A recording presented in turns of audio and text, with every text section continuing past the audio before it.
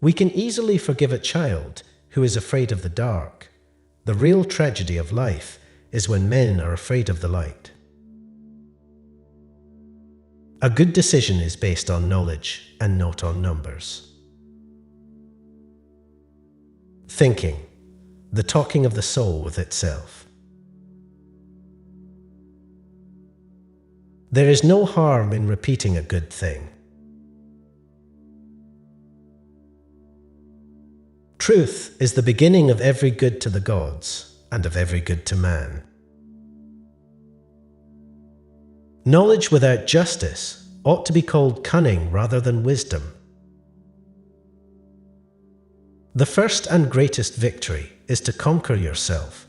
To be conquered by yourself is of all things most shameful and vile. Wealth and poverty. One is the parent of luxury and indolence, and the other of meanness and viciousness, and both of discontent. An empty vessel makes the loudest sound, so they that have the least wit are the greatest babblers. Opinion is the medium between knowledge and ignorance. If a man neglects education, he walks lame to the end of his life.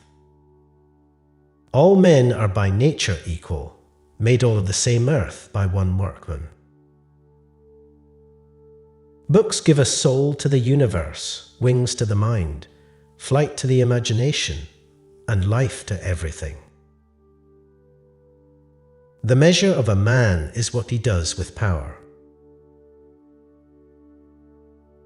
The direction in which education starts a man will determine his future in life. Opinion is the medium between knowledge and ignorance. Wise men speak because they have something to say, fools because they have to say something. Do not train a child to learn by force or harshness, but direct them to it by what amuses their minds, so that you may be better able to discover with accuracy the peculiar bent of the genius of each. Bodily exercise, when compulsory, does no harm to the body, but knowledge which is acquired under compulsion obtains no hold on the mind. Ideas are the source of all things. When two friends, like you and me, are in the mood to chat, we have to go about it in a gentler and more dialectical way. By more dialectical, I mean not only that we give real responses, but that we base our responses solely on what the interlocutor admits that he himself knows. Knowledge becomes evil if the aim be not virtuous.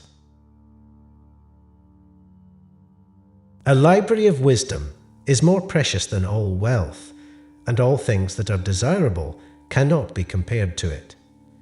Whoever therefore claims to be zealous of truth, of happiness, of wisdom or knowledge, must become a lover of books.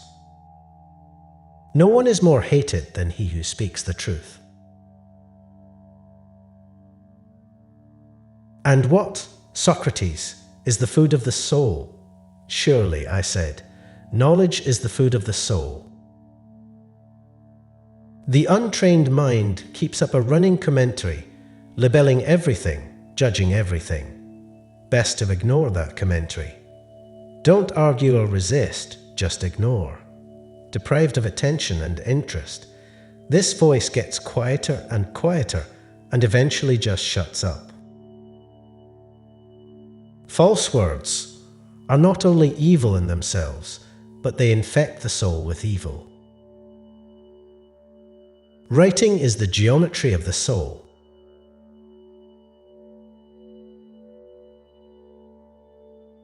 Necessity is the mother of invention.